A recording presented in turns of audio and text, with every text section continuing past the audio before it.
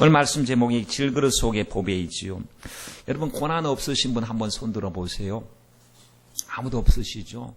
정도의 차이는 있어요. 어떤 사람은 정말 안 됐다 싶을 정도로 어려운 사람이 있고요. 어떤 사람은 평안한 사람도 있는데 속을 다 들여다보면 나름대로의 고난이 있습니다. 나름대로의 고난. 근데 어떤 사람은 별로 아닌 것에 무너지는 사람이 있어요. 별것 아닌데 그거 자기에게는 심각한 고민입니다. 근데 어떤 사람은 저 사람은 막 그냥 꼬꾸라져야 될 사람 같은데 무너지지 않는 사람이 있어요. 저런 위기와 환난을 당하면 나 같으면 못 살겠다고 하는 사람이 있는데 그 사람은 당당하게 살아가는 사람이 있습니다. 무엇의 차이가 있을까요? 고난이 문제가 아니라 고난을 맞이하는 자세의 문제, 고난보다도 고난을 수용하는 자의 마음 태도에 달려있다는 사실을 알 수가 있습니다. 그까짓 거 괜찮아. 하나님이 계시니까 지금 어려워도 좀 불편하지. 하나님은 결국에 승리하게 하실 거야. 합력하여 선을 이루어 주실 거야. 나는 하나님의 백성이잖아. 죽어도 천국에 가잖아. 하나님 나사로 같이 난 믿음만 가지고 있어야 돼. 그 무엇보다도 믿음만 해서 난 믿음 생활 잘해야 돼. 세상에 어떤 것 때문에 주님과 관계가 떨어지면 난 그날로부터 끝장이야 라고 하는 신전의식. 이 믿음을 가진 사람들은요, 고난이 왔을 때, 독수리가 바람이 왔을 때 오히려 그 풍랑으로 각도를 맞춰서 자기의 힘이 아닌 그 힘에 의해서 높은 곳에 올라가는 것처럼 말이죠. 이 풍랑 이년하에서 우리가 영적인 유익을 얻게 된다라는 사실이죠. 고난 중에 주님은 뭐하고 계실까요? 우리가 고통당하고 계신 거 구경하고 계실까요? 아닙니다. 주님은 고난의 현장에 계십니다. 주님 우리를 손잡고 계실 줄 믿습니다. 시편 29편 10절로 11절 말씀에 여호와께서 홍수 때에 좌정하심이요 그랬습니다. 인생 홍수 만나면 무섭습니다.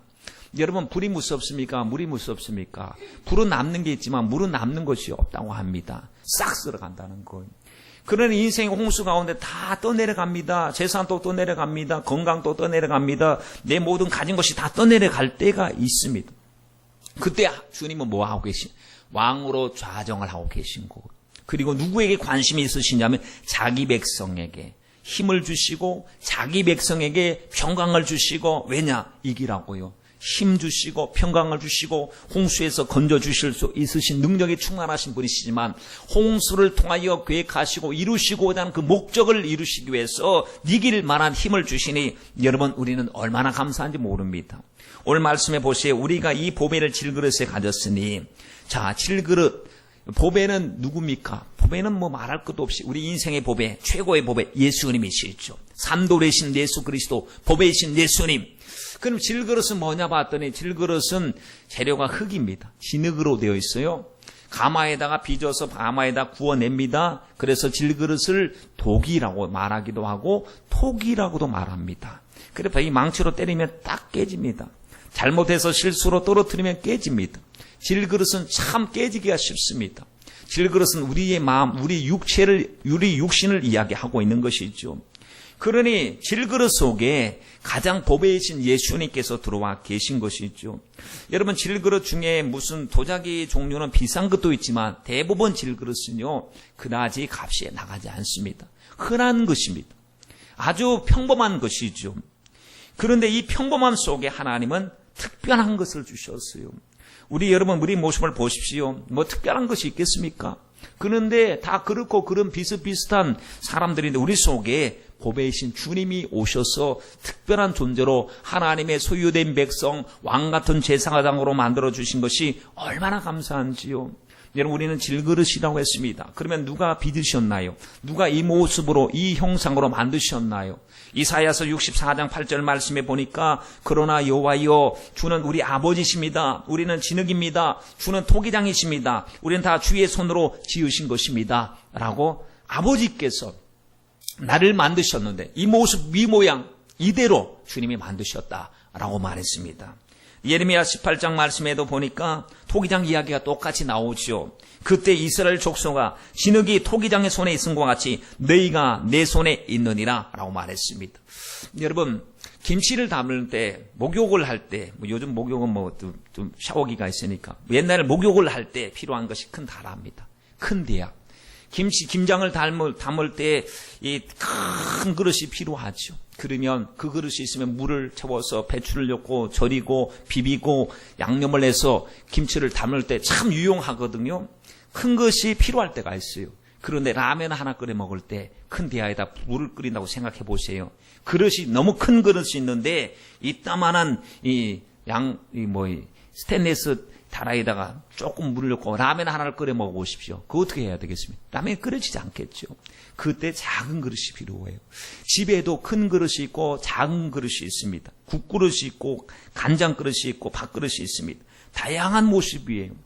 그러나 다양함 속에 하나님 독특함을 주셨어요. 여러분, 하나님이 우리를 만드실 때 실수하지 아니하셨습니다. 우리를 만드시는 분이 나에게 가장 알맞게 이 모습 이대로 만들어 주신 줄 믿습니다. 옛날에 우스갯 얘기가 있잖아요. 하나님께서 이 흑인을 만드시고 백인을 만드시고 황색인을 만드실 때 너무 많이 구워버린 사람들이 바로 흑인이고 덜 구운 사람이 백인이고 적당하게 노릿노릿하게 구운 사람이 우리 황색인이라고 황인종이라고 이야기하지요. 그리고 익었는지 안 익었는지 배꼽을 찔러봐서 그 구멍의 흔적이 배꼽이다라고 우스갯 이야기를 합니다만 여러분 그렇습니다. 하나님이 우리를 만드실 때 아주 실수 없이 만드셨어요. 그러니 내 모습을 사랑하시길 바랍니다. 이래도 여러분 모습이 여러분 스스로 자화상 속에 감사함을 가지고 하나님 앞에 영광 돌려야 되지요. 유대의 교사인 랍비가 요수아라고 하는 사람이 있었는데 참 생긴 것은 좀 안 그랬나 봐요. 생긴 것이 생기다 말았나 봐요. 세상적으로 봤을 때 하나님 보실 때는 존귀한 사람이지만 그래서 얼굴도 막 시커멓고 생긴 것도 그런데 그 속에 지혜가 충만합니다. 이 지혜가 충만하니 사람들이 그 지혜를 듣고자 하는데 어느 부잣집에 가게 되었는데 그 부잣집의 딸이 보니까 야 대단하신 랍비가 오신다. 선생님이 오신다. 그에게서 참 지혜를 배울 수 있다라고 기대하고 만나봤더니 얼굴 모습이요. 이건 뭐 고물장수도 아니고 다른 데서 뭘 하는 사람도 아니고 이 모습이 자기가 기대했던 모습이 아닌 것이죠. 그래서 아니 어떻게 저런 사람 속에 지혜가 있는가 싶어서 빈정거리고 있었는데 요수아는 말없이 포도주가 담긴 질그릇 항아리를 가리키면서 딱 보세요. 질그릇 속에 포도주 담겼잖아요. 질그릇 속에 좋은 거 담겼잖아요. 하는 메시지를 딱 가리키면서 이야기했을 때 거만한 딸이 호숨을 치면서 포도주를 당장 은 항아리에 담으라고 하인들에게 시켰답니다. 그러자 포도주는 바로 변질되고 말았습니다. 요시아는 딸에게 말했습니다. 겉으로 판단하지 마세요. 겉이 이래도 속이 알차면 됩니다. 속이 값진 것이 있습니다. 비천한 질그릇 항아리엔 때로 가장 고상한 지혜가 담길 수도 있는 것이죠. 라고 말했다는 것이죠. 여러분 겉모양보다 더 중요한 것이요. 그 속에 담겨있는 이 내용이 가치를 결정하는 것이죠. 옛날에 우리가 요즘에는 뭐 다 보면은 방 안에다가 화장실을 만들어 놔서 추운 겨울날에도 나갈 일이 없죠. 근데 얼마 전까지만 해도 무슨 공중 화장실을 사용하고 저 뒷곁으로 가서 화장실에 사용을 해야만 했을 때가 있습니다. 그때 추운 겨울날 바깥에 나갈 수가 없으니 뭘 준비합니까? 방 안에다가 요강을 준비합니다. 그 요강의 모습을 보면요. 사기로 된 요강은 도자기 같이 보이거든요. 그걸 오늘날 아이들에게 이게 무슨 용도로 쓰는 줄 아니? 라고 물어보면 아마 도자기라고 이야기했을는지도 몰라요. 물론 스테인리스로 된 것도 있지만 사기로 아주 맨들맨들하고 유약을 발라서 도자기 모양으로 된 것 여러분 써보셨죠? 그러니 그 속에 값진 것이 있어도요. 그게 앉아가지고 용변을 보면 요강이 되는 거예요. 아무리 좋은 그릇에다가 개 밥을 주면 개 밥 그릇이 되는 것이고요. 멋있는 대접에다가 거기다 담배를 툭툭 털면 담배 재떨이가 되는 것입니다. 그러나 그것을 가지고 요긴하게 쓰임을 받으면요. 그 내용물에 따라서 어떤 것은 금을 담고 있는 보석함이 되기도 하고 어떤 장소는 아주 겉으로 보면 허술하지만 하나님의 백성들이 모여서 예배드리면 그곳이 예배당이 되는 거예요. 옛날에 제가 오래전에 영화 한 편을 본 적이 있었어요. 그 영화에 보니까 악당들이 대통령이 타는 비행기를 몰래 와서 테러로 접수해버리고 그래서 자기들의 요구하는 목적을 달성하기 위해서 인질로 잡고 협상을 하려고 했던 그런 내용이었습니다. 근데 그래서 악당들이 비행기를 접수하고 테러로 장악할 때 대통령이 피신합니다. 대통령이 이 특수부대 출신이었나 봐요. 그래서 대통령과 악당들과의 이제 한판 벌어지는 그 전쟁이 비행기 속에서 벌어지죠. 나중에 보니까 이게 그 백악관에서는 도대체 부통령과 더불어서 대통령이 죽었는지 살았는지 알 길이 없습니다. 나중에 보면 막 그냥 들려오는 소리로만 감지를 하고 있지 도대체 어떻게 돌아가는 줄 알 수가 없었는데 마지막 부분에 보니까요. 막 그 위기를 만납니다. 대통령이 이 다른 비행기가 와서 다른 사람들을 다 태워 가는데 대통령 마지막까지 악당들과 싸우는 내용이 나오죠. 그리고 나서 저 공군 비행기 이 에어포스 원이 이제는 버려지고 다른 공군 비행기 대통령이 드디어 올라탔습니다. 그때 조종사가 했던 말이 귀에 생생합니다. 그때 조종사가 뭐라고 이야기하느냐 이렇게 얘기했습니다. 여기는 에어포스 원, 여기는 에어포스 원 그랬습니다. 다시 말하면 여기는 공군 1호기, 여기는 공군 1호기라는 거예요. 공군 1호기는 누가 타느냐? 대통령 국가 원수가 타거든요. 그러니까 그 모습이요 무슨 수송기 같은 보기엔 일반적인 흔한 비행기였어요. 그런데 대통령이 딱 올라타자마자 그 칭호를 부르는 비행기를 부르는 호칭이 달라지고 말았습니다. 여기는 대통령 전용기가 되었다라고 하는 순간 그걸 보면서 주님이 나에게 올라타시면 나는 주님의 성전이 되는구나. 주님이 내 속에 주인이 되시면 영적인 에어포스 원이 되는구나. 하나님의 나라가 여기 있다 저기 있다 할 것이 아니고 하나님의 나라가 우리 가운데 임하는 것이구나 라는 것을 우리가 알게 되죠. 여러분 질그릇 속에 우리는 과거에 뭔가를 채우고 다녔어요. 예수님을 모를 때 내 안에 뭔가 내가 생각하기에 제일 좋은 거 채우고 다녔습니다. 뭐 지식, 학식, 권력, 인기, 명예, 뭐 건강, 자랑 이런 것들 보고 추구하면서 뭐가 값이 있나, 뭐가 자랑거리가 되나, 뭐가 남들에게 봤을 때 그래도 꽤 괜찮은 것이 되나 싶어갖고 채웠죠. 사도 바울 채웠습니다. 그래서 뭐 로마 시민권도 가지고 있었고 바리새인 중에 바리새인 가마리엘 밑에서 공부도 하고 뭐 열심을 내고 율법으로 의의가 없고 흠이 없는 열심을 내는 사람으로 막 채웠는데 주님을 만나고 나니 복음을 만나고 예수님을 만나고 나니 그것과 비교해 보니까 이건 게임이 안 됩니다. 다 버렸어요. 배설물처럼 버렸대요. 배설물이 뭔지 아시죠? 여러분 배설물이라고 똥오줌을 배설물이라고 합니다. 그것을 남들은 굉장히 귀중하게 여기는 것을 영적인 눈으로 보는 순간에 주님과 비교해 보니까 이거는 가치가 안 됩니다. 주님은 영원하고 영원한 생명 되시고 하나님의 아들 되신 예수님이 내 안에 계셔서 내가 신분이 변화되었는데 그것 주님을 만나고 나서도 아직까지도 그것만을 위해서 그것만 붙들고 사는 것은 아니라는 생각에 다 버리고 예수님만이 최고의 가치라고 인정했습니다. 여러분 주님 믿기 전에 여러분 가지고 계셨던 것은 무엇입니까? 그리고 예수님 만나고 나서 여러분 버리신 것은 무엇입니까? 혹시 바울이 버렸던 것 나는 아직까지 그것 최고의 것으로 여기고 아직까지도 지식의 변화를 갖지 못하고 그것만을 위해서 살고 있는 혹시 교인이라고 한다면 성도가 되시길 바랍니다. 우리는 달라져야 됩니다. 옛날에 시골에 어떤 귀신 들린 여자가 있었어요. 이 여자는 귀신이 들렸는지 실성이 걸렸는지 희죽희죽 웃고 다닙니다. 혼잣말로 뭘 중얼중얼하고 다닙니다. 그럴 때에 이 사람을 봤을 때 참 불쌍하잖아요.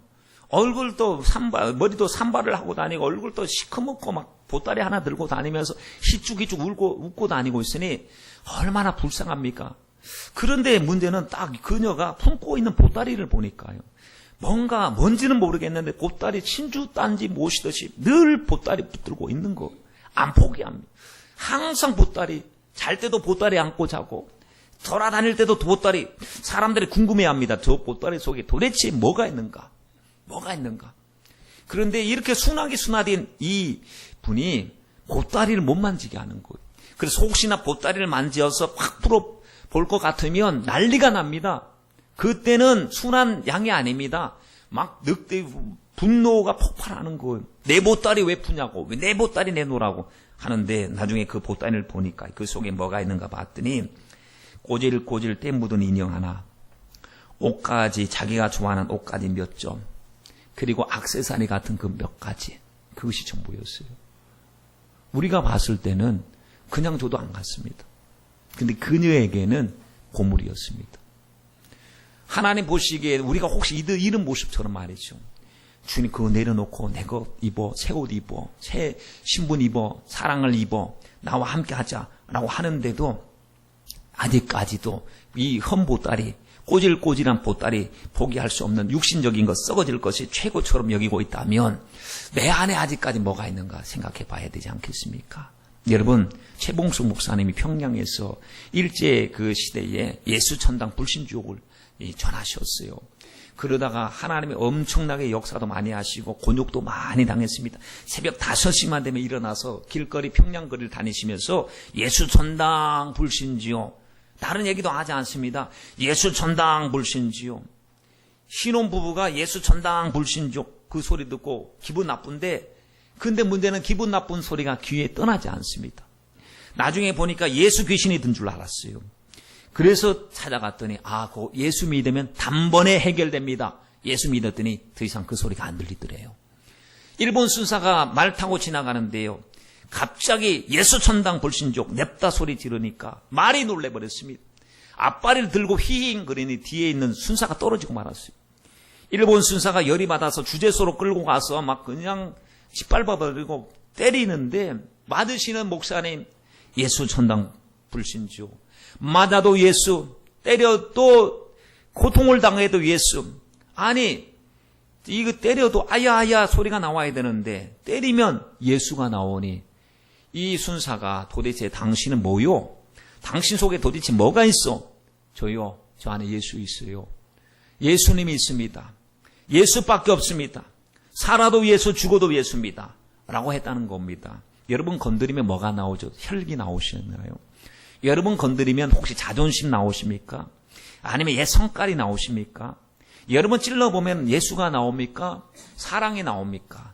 여러분 우리 진짜 찔러보면 아마 옛 성깔이 나올까봐 걱정되실 거예요. 그렇죠?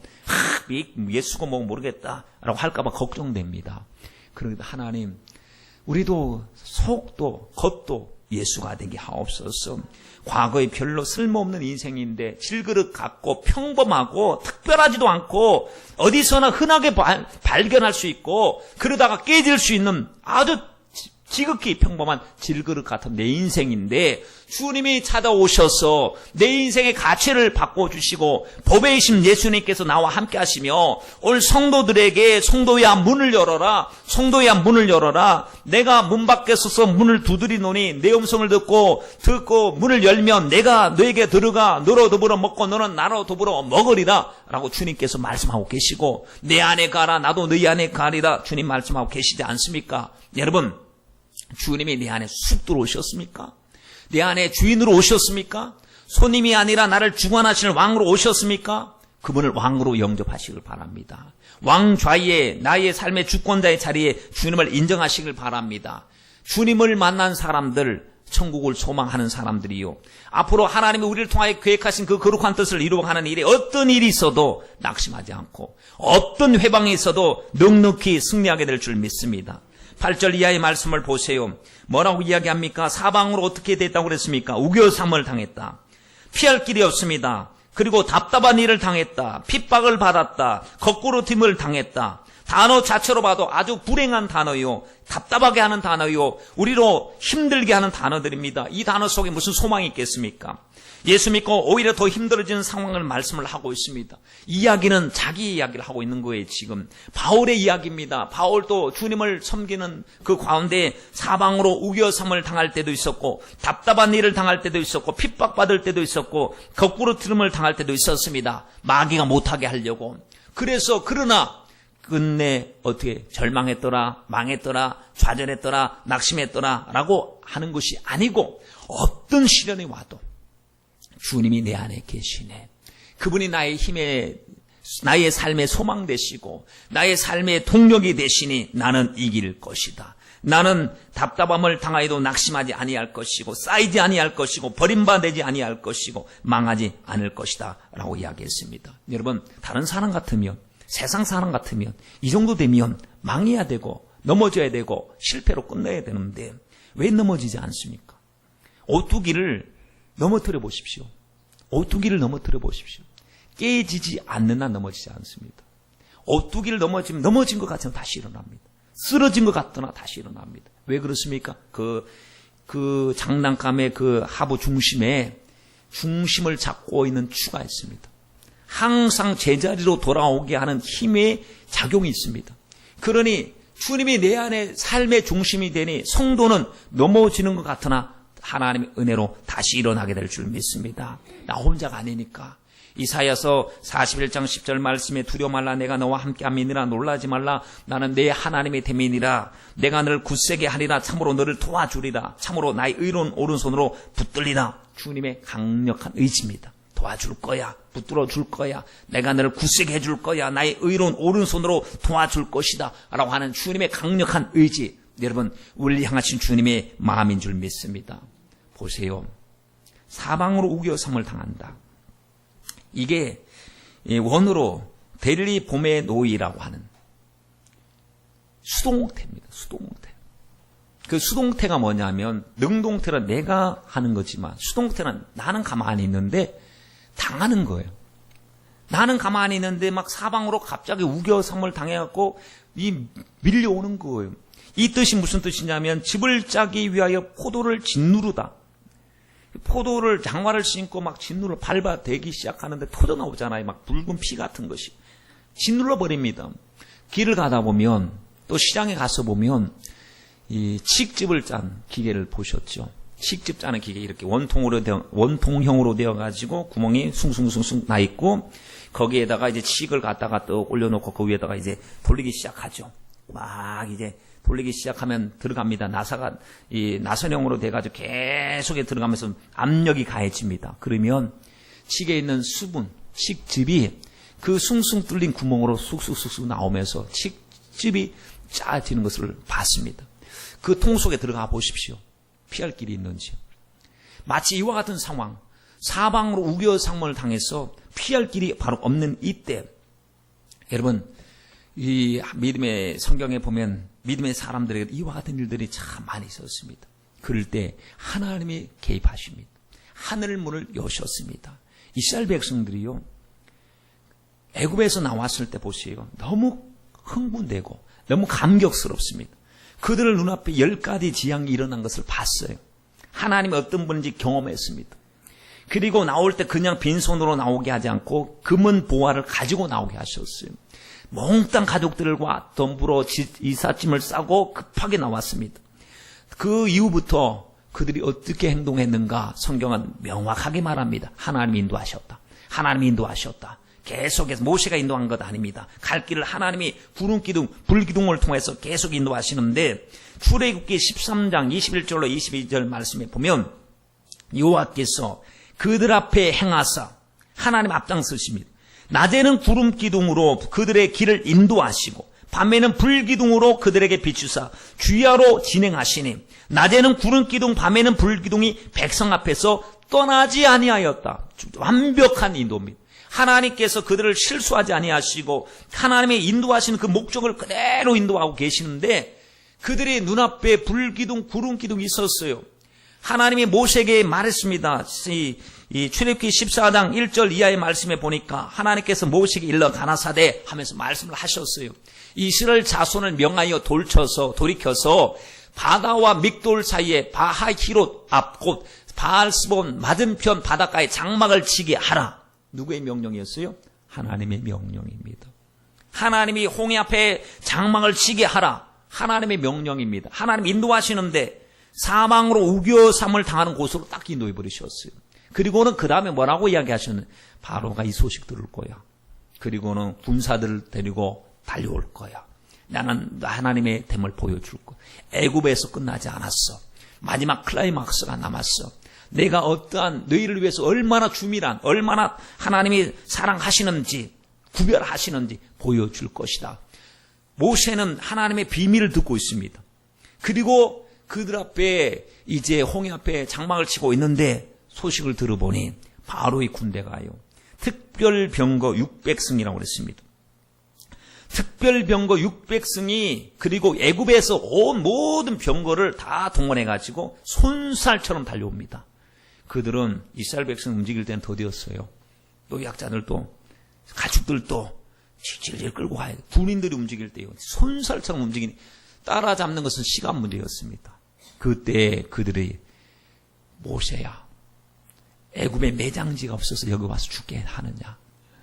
여기서 죽게 되었다는 거예요. 끝장나게 되었다는 거예요. 원망하고 불평합니다. 애굽 사람을 섬기는 것이 광야에서 죽는 것보다 낫겠다. 이제 개죽음 당하게 되었다. 내 인생 어떡하냐. 우리 다 죽게 되었는데 책임져라고 막 원망 불평을 하고 있습니다. 이때 모세는 알았어요. 하나님이 일하실 것을. 그래서 출애굽기 14장 13절 이하의 말씀에 보니까 모세가 백성에게 이르되 너희는 두려워 말고 가만히 서서 여호와께서 오늘 너희를 위하여 행하신 구원을 보라는 겁니다. 우리가 해야 될 일은 사망으로 우겨삼을 당할 때는 내가 계획이 전혀 쓰지 않을 때는 오직 어찌할 바를 알지 못하고 하나님만 바라보는 것입니다. 하나님, 목자 되신 하나님, 나를 사랑하신 하나님, 우리 가정을 사랑하신 하나님, 하나님만 바라봅니다. 하나님 역사해 주. 홍해의 밑바닥 속에 숨겨진 마른 땅을 예비하신 것처럼 이스라엘 백성들의 마른 땅을 예비하신 것처럼 주여 기적을 예비하신 하나님, 우리에게도 그런 기적이 일어나게 하여 주옵소서. 하나님이 일하셨습니다. 하나님이 그 백성들을 철저하게 보호해 주셨고 따라오던 바로의 백성들은 물속에서 다 빠져서 죽게 만들어 버리신 것이죠. 여러분, 사방으로 우겨삼을 당하여도 길은 있습니다. 하나님 길을 여십니다.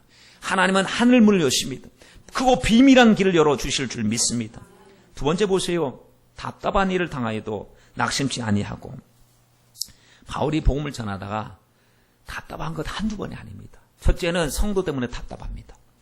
아니, 말씀을 그렇게 가르쳐줘도 주님 말씀보다도 세속적인 잘못된 말씀을 쫓아가는 이들을 볼 때, 십자가의 원수로 행하는 그들을 볼 때 속이 뒤집히는 거예요. 속상한 거예요. 해산한 수고를 했는데 또다시 잘못된 복음 현혹되어서 주님의 사랑에서 떨어지는 그 모습을 보면서 바울이 결단했다고 그랬죠. 다시 해산하는 수고를 아끼지 않겠다고. 당신들이 그래도 다시 해산하는 수고를 처음부터 다시 해도 그렇게 살겠다고. 사람을 만날 때마다 답답했어요. 또 핍박과 환난 앞에서 답답했습니다. 그래서 어떤 때는 이렇게 고백했습니다. 우리가 마게도냐에 이르렀을 때도 우리 육체가 편치 못하고 사방으로 환난을 당하여 밖으로는 다툼이요 안으로는 두려움. 이거는 편안할 데가 없습니다. 또 고린도전서 4장 말씀에 보니까 내가 생각건대 사람이 하나님 사도인 우리를 죽이기로 작정한 자와 같이, 하나님 우리 꼭 죽으라고 하는 것 같이 미만에 두셨으며 우리는 세계 곧 천사와 사람에게 구경거리가 되었을 정도로 답답한 겁니다. 여러분, 답답할 때 어떻게 해야 됩니까? 찬양에도 있지 않나요? 마음이 답답할 때 기도했나요? 답답할 때 기도할 시간입니다. 열왕기하 6장 말씀에 보면 이스라엘 백성들이 정말 답답한 상황을 맞이합니다. 아람 왕 벤하닷이 군대들을 끌고 와서 수도를 포위합니다. 모든 수도를 철통같이 포위를 하는데 그 속에 양식이 떨어지기 시작하죠. 백성들은 굶어 죽어가는 사람들 속출하기 시작하고요. 그런데 문제는 있으나 문제를 해결할 능력이 없어요. 그들을 대항할 능력이 없어요. 꼼짝없이 죽게 생겼어요. 아람의 군대가 얼마나 많이 와서 겹겹이 포위를 했는지 답답해요. 왕이 생각해도 답답합니다. 그리고 그 어미들이 오늘은 네 자식 잡아먹고 내일은 내 자식 잡아먹자 할 정도로. 그래서 비둘기 똥, 합분태라고 하는 똥도 막 고가로 비둘기 똥까지 먹는 양식으로 삼는 바로 이 답답한 때에 하나님의 말씀이 딱 들려집니다. 열왕기하 7장 1절 이하 말씀에 엘리사가 가로되 여호와의 말씀을 들을지어다. 여호와께서 가라사대 내일 이맘때에 사마리아 성문에서 고운 가루 한 서아에 한 세겔 하고 보리 두 서아에 한 세겔 하리라. 지금요 인플레 때문에 쌀이 10kg짜리가 100만 원씩 하고 있어요. 그것도 없어서 못 사 먹어요. 그 정도로.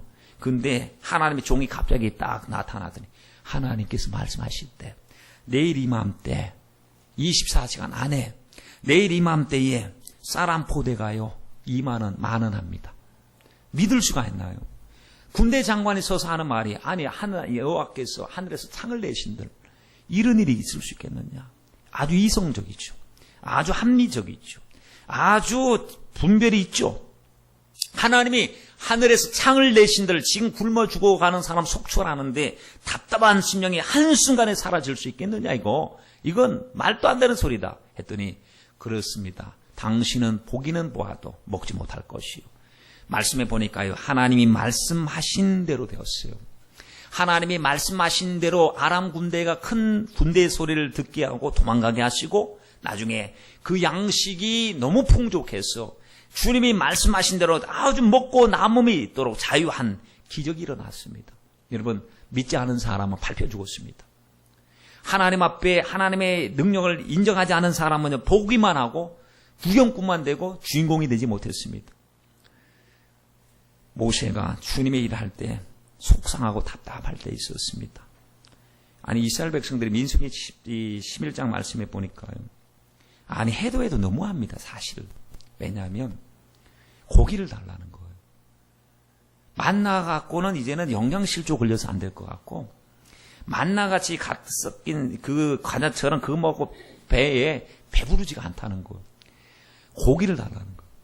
아니 사정을 아는 그들이 양과 소가 있어도 그 고기로만 먹을 수는 없잖아요.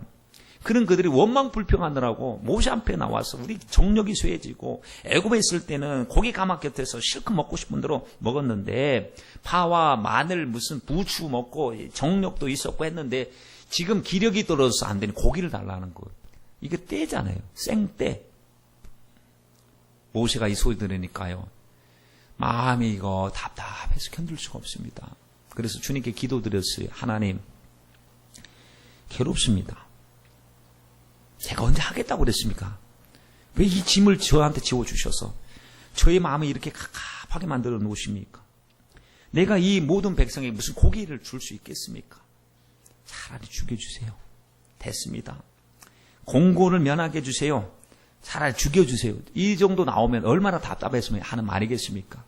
죽여주시옵소서. 그때 주님이 아니다. 1개월 동안 고기 냄새가 질릴 정도로 고기를 주겠다고 그랬습니다. 믿음의 사람이 모세가 하는 말이 아니 하나님 보행자 장정이 60만 명이에요. 소와 양을 다 잡아먹어도요 며칠 안 갑니다. 우리가 가지고 나온 거 다 잡아먹어도 그거 며칠이면 끝납니다. 아니 바다의 어족을 다 먹은들 그게 족하겠습니까? 하나님 어떻게 그런 말씀을 하십니까? 의문을 던집니다. 그때 우리 하나님께서 하시는 말씀이 내가 여호와께서 모세에게 이르시되 여호와의 손이 짧아졌느냐 하셨어요. 내가 변했냐? 내 능력이 쇠해졌느냐? 내가 이 능력이 공소시효 유효기간이 만료됐느냐? 난 영원한 하나님, 자존한 하나님이다. 여러분 그 순간에 모세가 깜짝 놀랐을 거예요. 그렇죠? 내가 이성으로 하나님의 말씀을 향해서 대응했다는 사실을. 우리도 하나님 말씀 들을 때 이성적인 계산이 먼저 앞설 때가 있습니다. 주님이 동풍을 불어서 메추라기를 떨어뜨리시는데 어디서 왔는지도 모르는 메추라기들이 그 200만 명이나 되는 수많은 백성들이 실컷 먹고도 남음이 있었고 한 달 동안 하나님께서 부어주신 것을 봤을 때 여러분 답답할 때 하나님 생각하세요. 답답할 때 기도하면 하나님의 기적이 일어날 줄 믿습니다. 우리가 환경의 노예입니까? 우리는 주의 종이 되어야 될 줄 믿습니다. 현실의 노예가 아니라 그럴 수밖에 없는 노예가 아니라 주님의 일꾼이 되어서 주님의 능력이 소외되지 않았습니다. 약화되지 않았습니다. 주님의 손이 짧아지지 않았습니다. 능력 그대로입니다. 사랑 그대로입니다. 영원 불변하신 분이십니다. 하나님 모세에게 역사하신 주님, 또 엘리사를 통해 역사하신 주님, 하나님 홍해를 가르신 주님, 하나님 답답한 일을 만났습니다. 주님 역사를 보여주옵소서. 여러분 기도하세요. 왜 기도 안 하십니까? 기도하면 역사가 일어날 텐데. 세 번째 보세요. 핍박을 받아도 버림받지 않는다. 핍박은 이유가 있습니다. 스데반의 핍박. 스데반이 젊은 나이에 집사로 임명을 받고 나서 얼마 쓰임받지도 못하고 돌에 맞아서 죽었습니다. 그러면 그가 비참한 그가 죽은 것이 아무 소득이 없는 것으로 끝났습니까? 아닙니다. 사도행전을 보니까요. 스데반이 불씨가 되는 거예요. 무슨 불씨가 되냐면 이방 선교를 향한 전초 기지 흩어지고 스데반 까닭에 더 큰 핍박이 일어나더니 하나님의 사람들이 그 핍박 때문에 지긋지긋해서 견딜 수 없어서 다 뿔뿔 흩어졌어요. 그런데 뭐 흩어졌어요? 복음을 가지고 흩어졌어요. 가는 곳마다 예수 전할 때 이방 선교의 교두보 역할을 잘 감당을 했습니다. 여러분, 핍박에는 이유가 있습니다. 여러분, 혹시 주님 때문에 당하는 고난, 하나님이 반드시 합력하여 선을 이루어 주실 줄 믿습니다. 토마스 선교사님, 영국의 목사 아들로 태어났어요. 24살 때 목사 안수 받았어요. 24살 때 결혼합니다. 그리고 중국으로 갑니다. 중국에 간 지 얼마 안 돼서 신혼이었던 아내가 병들어 죽어버렸습니다. 그래도 상심을 이기고 주의 복음을, 천국의 소망을 가지고 일하기 시작합니다. 그래서 한국의 서해안으로 배 타고 들어와서 섬 가고 성경책을 막 나눠줬습니다. 그리고 다시 중국에 들어갑니다. 중국에 들어갔다가 이제는 서울로 가기 위해서 영국의 상선을 타고 이제 서울로 간다는 것이 대동강변에 머물게 되었습니다. 그래서 하루에 닷을 내리고 거기 돌아다니면서 성경책을 쭉 나눠줬습니다. 나가려고 하니까요, 물이 빠져나가 버린 거예요. 그러니까 밀물이 들어오고 썰물처럼 싹 빠져나가니까 배가 좌초된 것처럼 모래 위에 우두커니 서 있습니다. 그때 평양 감사가 군인들을 데리고 와서 이 배를 불태우고 선원들과 싸웠지만 그들은 평양 감사 군인들에 의해서 다 죽게 됩니다. 이때 토마스 목사님도 끌려 내려옵니다. 하나라도 더 성경책을 전해주려고요. 자기를 초용하는 사람 성경책을 줬습니다. 그런데 망나니 같은 사람에게 목을 탁 잘려서 27살 나이에 죽어버렸습니다. 그는 24살 때 목사 안수를 받았어. 아내를 잃고 복음 조금 전하다가 27살에 주님 앞에 순교했습니다. 한 게 뭐가 있습니까? 겉으로 보기에요. 한 것이 아무런 소득이 없어. 그의 죽음은 마치 어리석고 비참하고 세상 말로 개죽음 같은 것으로 볼 수 있는데 그 죽음 이후에 일어나는 하나님의 역사가 있었습니다. 여러분, 당시 토마스 목사님에게 성경을 받은 사람 가운데 홍신길, 최지랑은 교회를 세웠습니다. 성경을 뜯어서 벽지로 바른 박영식은 신실한 신자가 되었고 그의 집은 교회가 되었습니다. 토마스 목사를 참수했던 형 집행인 박충권은 이후에 평양교회 장로가 되었습니다. 그가 죽은 것이요, 헛되이 죽지 않았어요. 전해주었던 말씀, 사람은 죽을 수 있어요. 그러나 하나님의 말씀은 죽지 않았습니다. 역사가 일어났습니다. 여러분, 북한 선교를 하시는 이상 목사님 이야기를 들어보셨습니까? 이분이 중국을 통해서 이북으로 복음을 전하는데 모퉁이 돌 선교회를 할 때 특히 하는 일이 성경을 나눠주는 일입니다. 왜냐하면 그들에게 필요한 것은요, 하나님의 말씀이기 때문에. 그런데 중국의 공안에 잡혀갖고 고문을 당하게 되는데 이거는 인간적인로서는 도저히 감내할 수 없는 비참한 고문을 당하는데 입에다 호수를 닦거든. 물을 틀어버린 거. 그 물이 어디로 가겠습니까? 사람이 이 물고문 당할 때 이거 정말 죽을 맛인데 배가 막 빵빵하게 불러오고 막 거의 모든 것이 오바이트 나고 다 해도 사람 취급하지 않습니다. 정기 고문을 합니다. 정신이 막 오락가락합니다. 모진 매질을 합니다. 정신이 희미해집니다. 그런데다가 영하 20도 되는 얼음 창고에다가 갖다 집어넣었습니다. 얼려서 죽이려는지. 거기서 지나는데 막 그냥 부들부들 떨리면서 그런데 거기다가 배설물을 오게 되는데 나중에 보니까요, 배설물을 먹으라고 강요합니다. 그것도 혀로 핥아서 녹여가면서 먹으라고. 자기의 배설물을. 그렇게 고난당하다가 석방을 했대요. 기억이 안 나더래요. 기억이 안 나요. 그래서 하나님께 기도드렸습니다. 하나님, 집으로 돌아가야 되는데 기억이 가물가물합니다. 기억이 안 나요.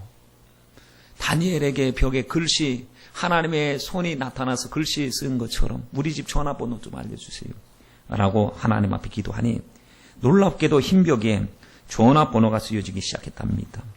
그 번호를 보고 무사히 집으로 돌아갈 수가 있었는데 생각을 했어요. 목사님이, 하나님, 제가 전기 고문 당할 때 어디 계셨어요?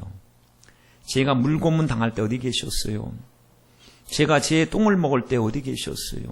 주님이 답변이 없으시대요. 주님 답변이 없으시더래요.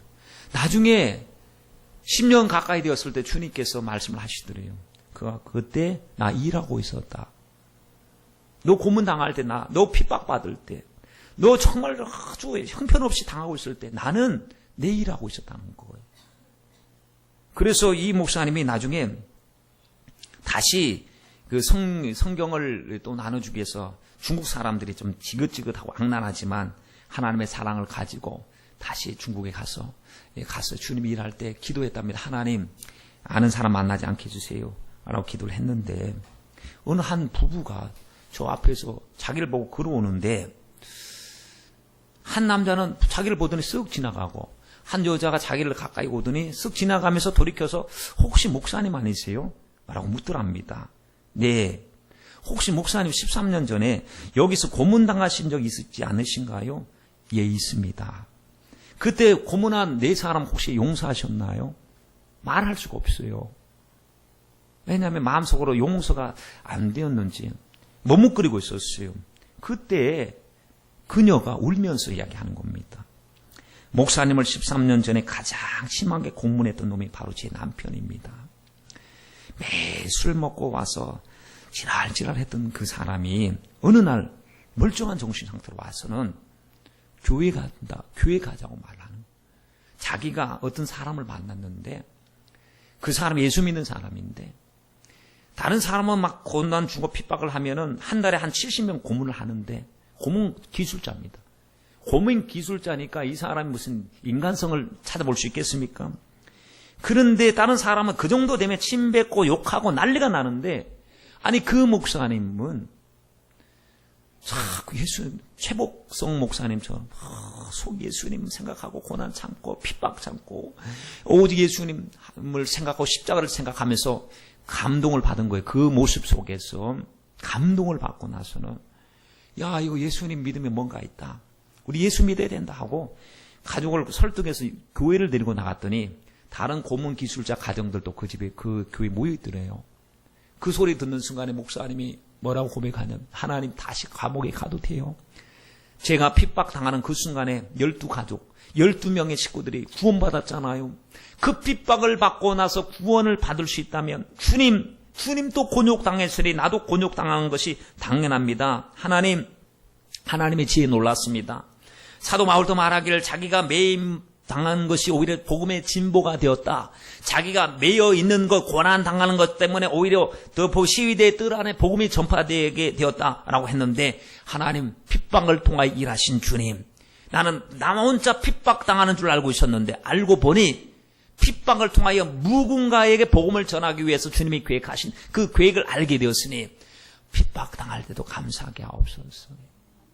또 그분의 이야기 보면 이런 얘기가 있더라고요.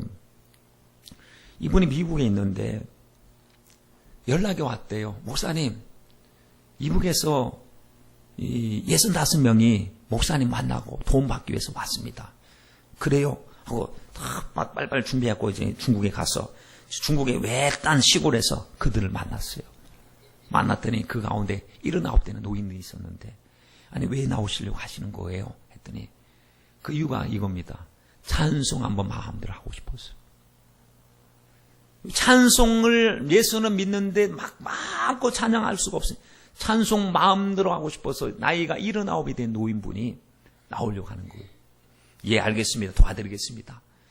그런데 돈도 준비해야 되고 하니까 약속을 하시고 어느 때쯤 만나자고 약속을 하는데, 갑자기 그 노인분이 하는 말이, 잠깐만요 목사님, 제가 하나님 함께 기도 한번 드리고 올게요. 그래도 나가더니 기도하면서 10분에 울고 들어오더래요. 10분에 울고 들어와서 하는 말이 뭐냐면, 하나님, 제가 이 목사님, 미국에 오신 목사님 따라가려고 하는데 따라가도 되겠습니까? 했더니 주님의 음성이 들리더래요. 무슨 음성이 들리냐면,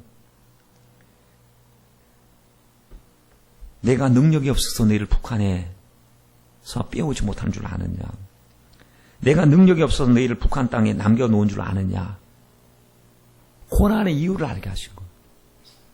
핍박을 피하지 말고 핍박받아야 될 이유를 알게 하시고, 자기들을 통하여 핍박받지만은 그들을 통하여 하나님을 알지 못하는 사람들에게 복음 전하기를 원하셨던 거예요. 그들이 순종을 합니다. 탈출하는 것을 포기하고 다시 북한으로 들어갑니다. 거기서 6명은 매맞아 죽었습니다. 어떤 사람들은 감옥에 갇혀서 질병 가운데 고통당하다 죽었습니다. 병들어 죽었습니다. 핍박을 피하지 않고 핍박 속에 있는 하나님의 비밀을 알고 하나님의 뜻대로 살려고 하는 몸부림이 있었다는 거죠. 여러분, 하나님의 놀라운 지혜에 우리는 무슨 말을 해야 되겠습니까? 이렇게 하나님 핍박 속에서도 하나님 버림받지 않습니다. 핍박받아다 버린 게 아니에요. 핍박을 받아도 영원히 산 거예요. 핍박을 받아도 그들은 주님 안에서 영원한 자유가 있었던 것입니다. 우리 인간들이 고통을 당할 때가 있지요. 가장 최고의 아픈 고통이 무슨 고통이냐? 고통에도 순위가 있다고 하더라고요. 어느 글에 보니까 고통에도 순위를 매겨놓은 게 있어요. 최고의 고통이 뭐냐면 몸이 불탈 때, 손가락이나 발가락이 절단될 때, 여성이 출산할 때, 남성이 고환을 맞았을 때, 디스크로 인한 고통, 암으로 인한 고통, 육체적인 고통, 정말 아픈 고통. 마음에도 순위가 있대요. 마음의 정신적인 고통도. 죽음에 직면했을 때, 사별했을 때, 따돌림 당할 때, 실직했을 때, 명예를 잃어버렸을 때, 온갖 고통이 있어도 우리가 망하지 않은 이유는 내 안에 주님이 계시기 때문에. 옛날에는 질그릇이에요. 그래서 깨지면 끝나버려요. 그러나 질그릇 속에 보배이신 주님이 계신 거예요. 만왕의 왕 되시고 천국의 주인공 되시는, 천국의 주관자 되시고 다스리시는 주님이 내 안에 계셔요. 깨져도 괜찮아요. 깨져도 상해도 괜찮아요. 깨지는 순간 주님의 영광이 드러날 것이고, 옥합이 깨져야 향기가 바라게 될 것이니, 주여 나는 내가 깨졌어, 내가 꼬꾸라졌어, 주님의 영광을 드러낼 수 있다면 주님 그 사명을 감당케 해달라고 했던 그들이 바로 믿음의 선배들의 고백이었습니다. 오늘 성령 충만할 때 우리에게 나와야 할 고백인 줄 믿습니다.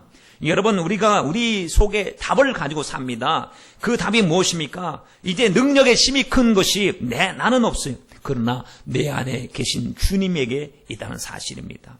7절 말씀에 우리가 이 보배를 질거리에서 가졌으니 이는 능력의 힘이 큰 것이 하나님께 있고 우리에게 있지 아니함을 알게 하려 함이니라 라고 했습니다. 여러분, 능력이 큰 것, 여러분 안에 예수님이 있습니까?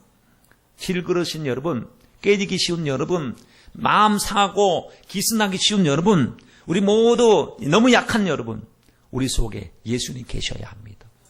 어떤 분이 전도하러 문을 두드렸어요. 여기 예수님 계십니까? 웬 새댁이 나와서 하는 말이, 저 모태신앙인데요. 여기 예수님 계십니까? 저 모태신앙이라고요. 아니, 예수님 계시니까 묻습니다. 저 우리 아버지가 장로님이세요. 예수님 계세요, 이 집에? 고민이 생기는 거예요. 왜냐하면 모태신앙이에요. 장로님 딸이에요. 성장했어요. 교육 오래 다녔어요. 공사도 했어요. 근데 자꾸 묻는 질문이 종곡을 지르고 있어요. 그거 말고 예수님이 계시냐고요. 여러분 가정 안에, 여러분 영혼 속에 예수님이 계시냐고. 질그릇인데 예수님 계신 줄 알았는데 예수님 안 계시면 안 되잖아요. 보배신 예수님이 계셔야 되지 않습니까? 그럼 계신 예수님이 여러분에게 어떤 의미이신가요? 조금 도움을 주시는, 유익을 주시는 분이세요? 아니면 왕이세요? 아니면 주인이세요? 아니면 종이세요? 손님으로 와 계셔요? 여러분 관계를 명확하게 해야 될 줄 믿습니다. 사도 바울 보세요. 지금 우리가 고린도후서 4장 7절부터 쭉 읽었습니다만 16절부터 18절 말씀을 한번 성경을 눈으로 한번 보세요. 뭐라고 하십니까? 사도 바울이 괜찮대요. 그 사람 후패도 괜찮대요. 이 질그릇은 깨져도 괜찮대요. 속이 날마다 새로워져야 된다고 그랬어요. 잠시 받는 환난에 경한 것보다 더 중요한 것이 있대요. 영원한 영광에 중요한 것이 우리에게 있어야 된다는 거예요. 그리고는 우리의 관심은 보이는 것이 아니라 보이지 않는 영원한 것에 관심을 가져야 된다고 그랬어요. 그리고 또 이야기하는 것이 5장으로 넘어가면 5장 1절에 이렇게 얘기하잖아요. 5장 1절에. 만일 우리 장막집이 무너지면 이게 질그릇이 깨지는 거예요. 죽어도 괜찮다. 왜냐? 하나님이 예비하신 영원한 하나님의 장막집에 우리가 같이 영원히 살게 될 것이니까. 여러분, 무너 쌓여도 핍박을 받아도 꼬꾸러짐을 당해도 우리가 안심하고 감사할 수 있는 것은 영혼은 자유할 수 있고 또 끝끝내 죽어도 천국이고 살아있으면 주님께 영광을 돌리고 하나님이 우리의 목자 되심을 보여주시기 때문에 우리는 날마다 하나님 앞에 내 안에 질그릇 속에 보배이신 주님 모시어 드리고 그분 높여드리고 그분 말씀을 따라서 순종하는 저와 여러분이 되시길 주님의 이름으로 간절히 부탁드립니다.